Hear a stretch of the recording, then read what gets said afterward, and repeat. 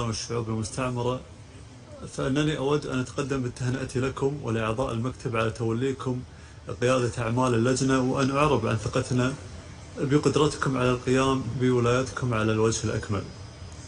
وأود أن أتطرق في هذا البيان إلى قضية الصحراء المغربية، وذلك بغية إعادة تأكيد موقف بلادي من هذه المسألة.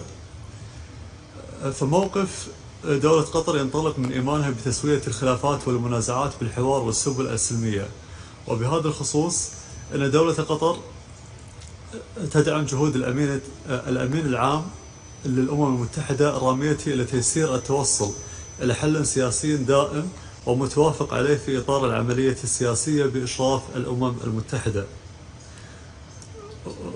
وذلك وفق قرارات مجلس الأمن ذات الصلة، وآخرها القرار 2602 لعام 2021، وبما يضمن سيادة المملكة المغربية الشقيقة.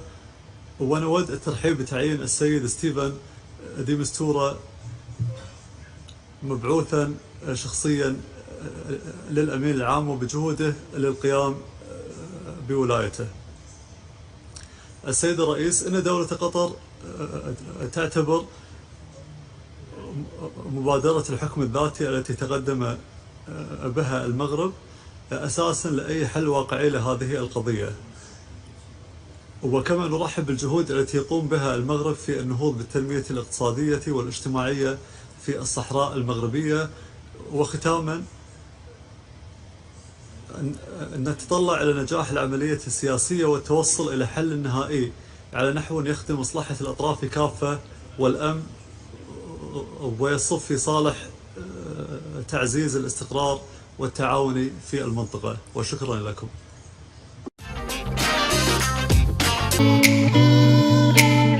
نطلبوا من امير تاع قطر يستقبل الرئيس تاع الصحراء الغربيه باش نشوفوا في افتتاح كاس العالم، باش نشوفوا اسكو هاد المغاربه راح ينسحبوا ولا راح يقعدوا. على خاطر شفنا قبل البارحه باللي كي استقبل الرئيس تاع تونس الرئيس تاع الصحراء الغربيه راهم منسحبوا.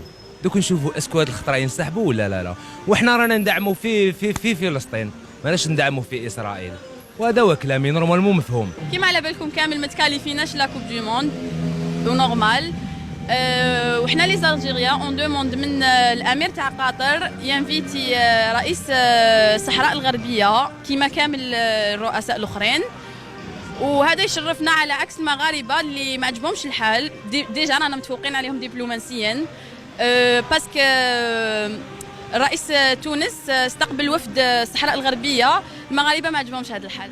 نطلب من سمو الامير قطر انه يعطي دعوه للبوليزاريو كما نقولوا احنا الصحراء الغربيه انهم يحضروا في افتتاح تاع كاس العالم هما يعني وفلسطينيين، لانه الصحراء الغربيه راهي كما نقول لك راهي مستعمره هذه قريبا 40 سنه ولا 45 سنه، وهي تحت الاستعمار المغربي، وهي عضوه في تاسيس الاتحاد الافريقي، وعرب ومسلمين يعني نطلبوا منك تلبي لهم الدعوه هذا يعني باش يحسوا بروحهم يعني راهم عايشين في وسط امه عربيه، امه اسلاميه يعني اللي راهي تنظر لهم وماذا بها تتحل ان شاء الله المشاكل تاعهم مستقل باذن الله. الشعب الجزائري راهو يطلب من الرئيس تاع قطر يعيط للرئيس تاع Voy a la playa, había subido la marea.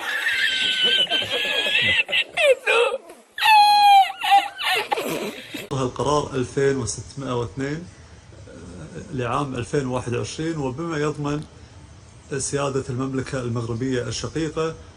ونود الترحيب بتعيين السيد ستيفن دي مستورة مبعوثا شخصيا للأمين العام وبجهوده للقيام بولايته.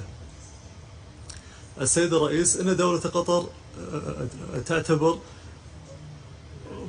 مبادرة الحكم الذاتي التي تقدم بها المغرب أساسا لأي حل واقعي لهذه القضية، وكما نرحب بالجهود التي يقوم بها المغرب في النهوض بالتنمية الاقتصادية والاجتماعية في الصحراء المغربية. وختاما نتطلع إلى نجاح العملية السياسية والتوصل إلى حل نهائي على نحو يخدم مصلحة الأطراف كافة والأمن، ويصب في صالح تعزيز الاستقرار والتعاوني في المنطقة. وشكرا.